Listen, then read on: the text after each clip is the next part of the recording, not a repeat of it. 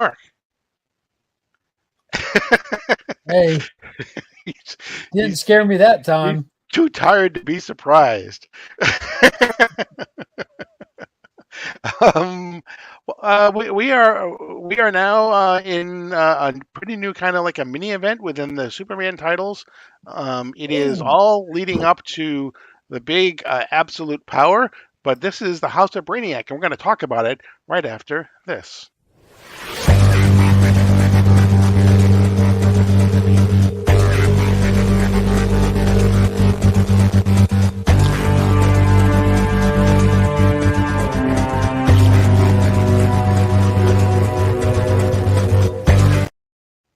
So before we get started, make sure you hit the subscribe button, hit the like button, hit the notification bell so you're notified whenever we upload new content. And don't forget to leave a comment. Let us know one how you think of House of Brainiac, the first part of it was.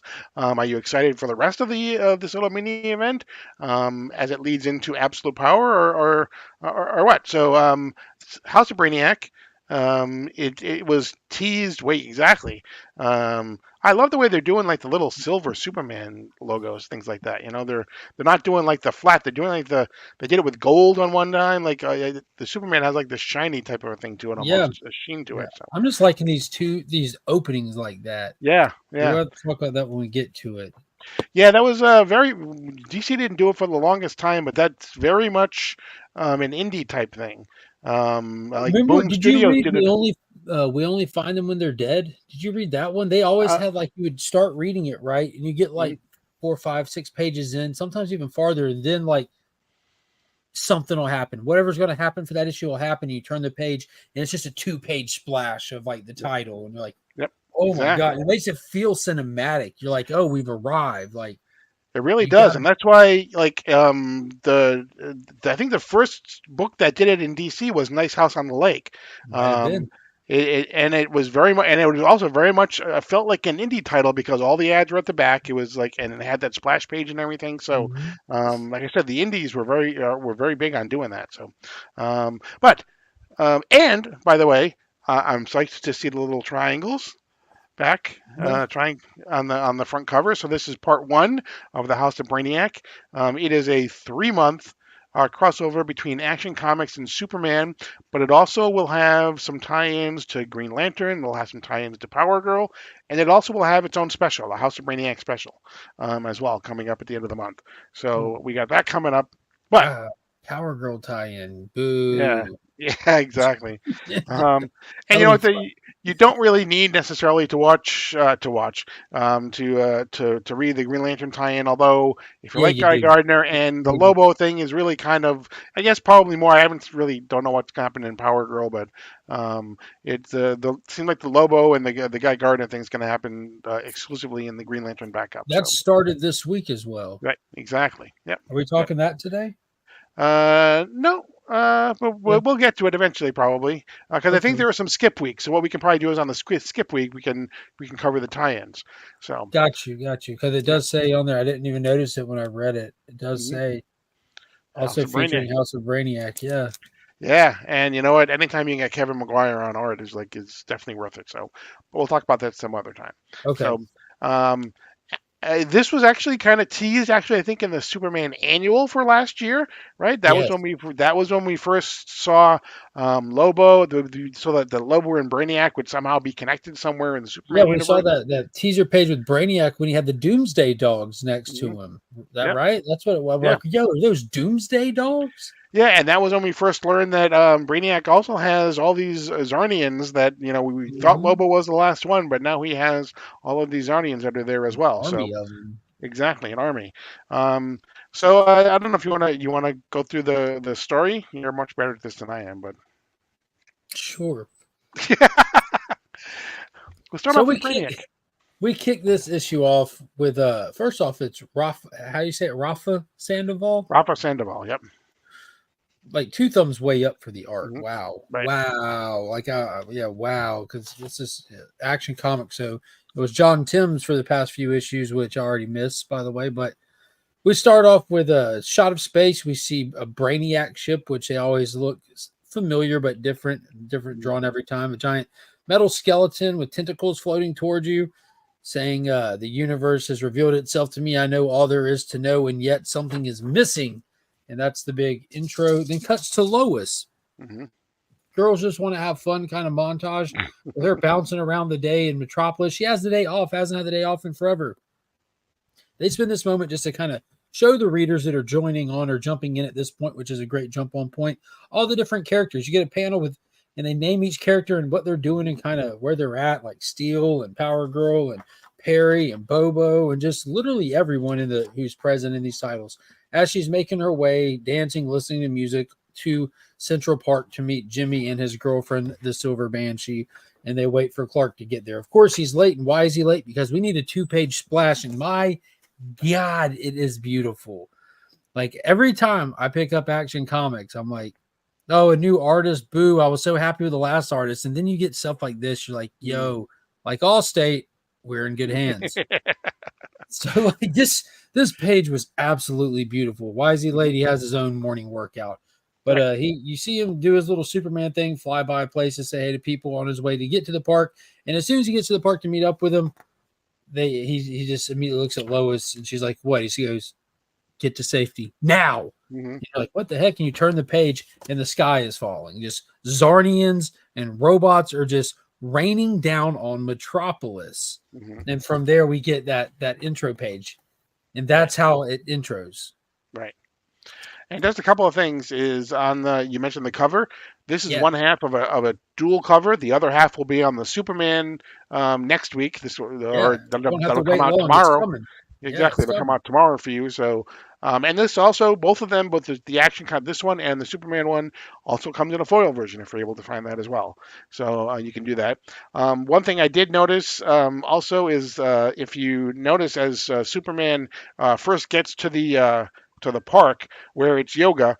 He's actually wearing a sweatsuit that has the Smallville TV logo on it, which was kind of funny. Oh, it was the TV show one? Yeah, That's exactly. awesome. Oh man. How's hard to it is. Mhm. It's the WB one. I saw it said Smallville, but it's definitely the WB font. That's Yeah, amazing. yeah. So this is what's cool about these intro pages that we mentioned before. Like he gave us that big setup. Everyone's happy. Everything's going good. Metropolis is looking chill. And then like an ultimately dangerous invasion of Zarnians and Brainiac drones are falling from the sky. And you turn the page to just title. You're like, oh, I got to get to the next page. And as soon as you do, you step not into the next moment, but you step into the fight. Just Hmm. Superman already ripping them apart, calling out orders. The entire super family's here. Connor, Keenan, and Alana kept to the skyline. I'm needed on the ground. And you see them just going ham fighting. And that's all this is for a while. Steel's there, bunch of Zarnians talking trash. And then we, from atop of the world out in space, you see Brainiac standing there, arms behind him, watching all of his monitors. And he's talking to his Zarnian general. Now that he sees that everyone's on the battlefield, he tells his Zarnian general, execute phase 2. Cut to Supercorps. Mercy Graves is trying to get everybody out in the sense of all this. Hmm. Gotham's new, who is he, police chief? What's Hmm. that guy's name? I don't know. Commissioner Yeah. Ponytail is what we'll call him because he's got one. There you go. And Lex is telling him, get these things off me. We got to get out of here. Lex talks to his daughter for a little bit. They uncuff Lex. And in the midst of all this, the AI that's in Supercore, the Lex AI, The LL01. LL01 that we've seen pop up and help them with the previous stuff going on in that last big run that we had.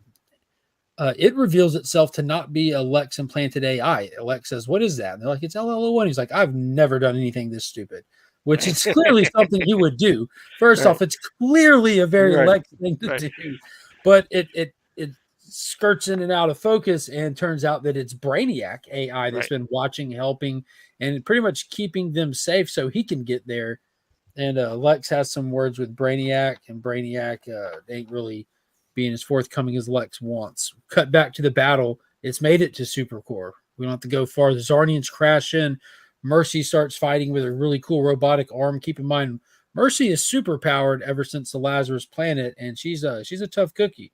but not tough enough. We get to see the hand that's being played by the Zarnians. They have Brainiac tech, and they're not bottling the city. They're not here for Metropolis. They're here for individuals, and Mhm. they start taking individuals. And it's pretty funny because they actually, in pure comic book fashion, they're actually in bottles, my man. Right, Like, exactly. looks like they have screw-on water top bottles. Like that caught me off guard. I'm not gonna lie. I'm like, why are they in actual bottles though? Like, why is that happening? But then they poof out of there. Lex is screaming like, "Oh, y'all got to stop this!" And Brainiac says, "I have your daughter. The only thing I need from you is your head." Then you have Lex in the room with four Zarnian warriors, and he said, I set this aside for a rainy day. I never expected it to be raining Lobos. Watch maximum armor." And he hits the dial. Next thing you know, much like a construct from Hal Jordan himself, Mhm. a Lex suit materializes around him, and he takes him for a ride. Like, that's Mhm. one thing about Lex, like he may be smart, he may be this or that. This dude he's a warrior too, man. He just Oh is yeah. not scared. But he takes him out the window. This watch armor only lasts for a few seconds, so the whole time he's free falling, he's talking out into the ether, hoping that Superman will hear him. And the countdown is starting. And as soon as he hits it's like it says one, he hits the ground and he stands up as it's fading off. It was like perfectly timed. He explains to Superman that they're taking people, so he tells his family, make sure y'all don't get took. And about that time, they all start getting took. They're all gone.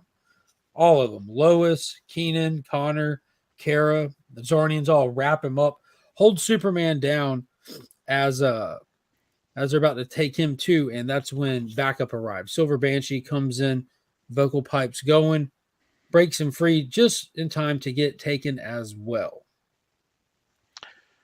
Yeah, and I mean and then we find out that Superman actually he's trying to find out where Brainiac's ship is, and so we find out as the Zarnians are holding him that actually he could have broken out any time, but he has his first interaction with General Chakal, who is kind of Mm-hmm. like if I had to, I would say that he's kind of like Lobo's General Zod, Yeah.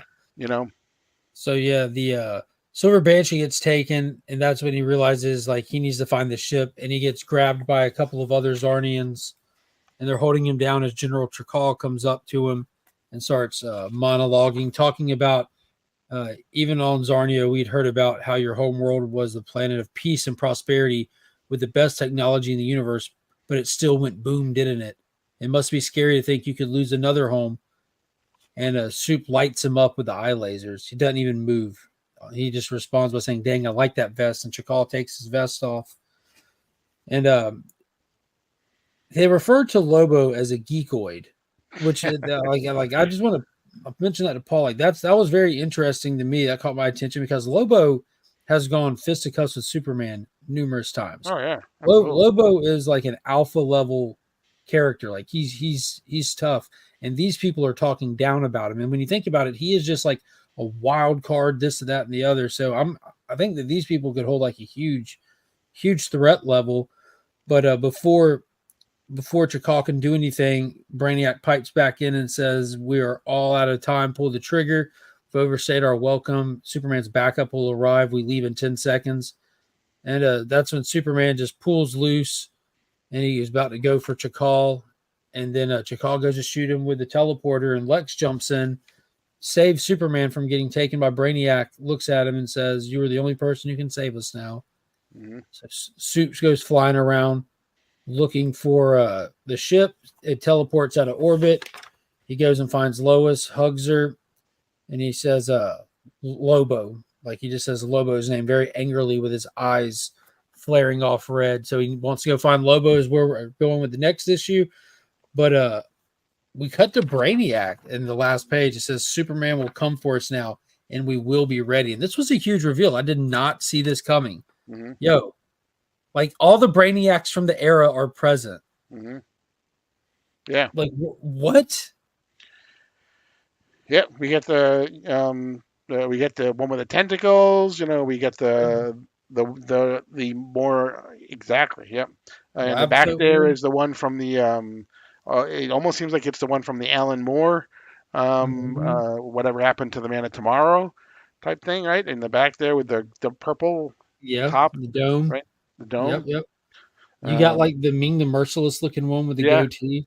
yep, Yeah, so yeah, this is awesome. Where is Lobo? Be here in 1 week for the last sons in the hunt for Superman. yeah. They are definitely, raising the stakes. The art is fantastic in this. It was an action-packed issue. It introduced us to our foes. We have Brainiac. We have a whole army of Zarnians. We have a whole army of Brainiacs. Left us with a lot of questions. Why does he want all these people? What's he after, if not the city? What's his ultimate goal? And what good is Lobo going to do against all of this? How are you going to explain these Zarnians? Like there's so much to look forward to in this. Yeah, and knowing that we're still looking for the the Brainiac Queen or Queen Brainiac, whichever she's called, that's going to be part of Absolute Power. That's something that I'm sure will be coming here because this is kind of really like the last big mini event before Absolute Power starts. Again, this goes for 3 months, so it's April, May, and June. And I think in July is when Absolute Power starts. So this is going to lead directly into that. What happens here is definitely going to have repercussions going forward. I wouldn't be surprised if I'm half expecting Amanda Waller to show up somewhere in this as well. Yeah, You know. Queen Brainiac's going to just wipe the green face paint off. It's me, it's Amanda. I've been here all along. But yeah, this is a great start to what I think is going to be kind of like a knockdown, drag out, battle. Glad that we got some Lobo in here. Yeah, yeah, yeah. Because again, we'll talk about the Green Lantern one, but he doesn't show up actually in the yellow one. But we do get the return of someone that we have seen in other Jeremy Adams stories. So Yeah, the wrestler. yeah, Yeah. exactly. Yeah, This will be his third time popping up. Yeah. yeah, I like that exactly, he's a reoccurring. He's like if this was a TV show, he's like that reoccurring character that pops up, and when they do, it's always a treat. exactly. He's like the Newman. He's like the Newman Yeah. of, of Jeremy Adams' world. But yeah, I'm totally in for this. Looking forward to the next thing that Yeah, comes along. solid start. Yeah, absolutely. And again, it just kind of some of the things like the the triangles on the covers, those just kind of play to my fanboy and my nostalgia things from the 80s and the 90s. So um, definitely loving those as well. So. But tell us what you thought. Leave us a comment down below. Let us know how you thought. Did you think it was a good start? Do you think it was do you think it was a slow start? Are you looking forward to the rest of it? Are you kind of on the fence as to whether or not you pick up the rest of it? Again, also don't forget to subscribe, hit the notification bell, hit the like button, do all that good stuff while you're here. We appreciate it. And don't forget again to join us next week as we'll be back with part 2 of the House of Brainiac, which is going to be the new Superman issue. So, but that's going to be it for this edition of DC Comics Deep Dive. As always, I am Paul. He is Mark, But we are Legion. and you are now leaving Sector 2815.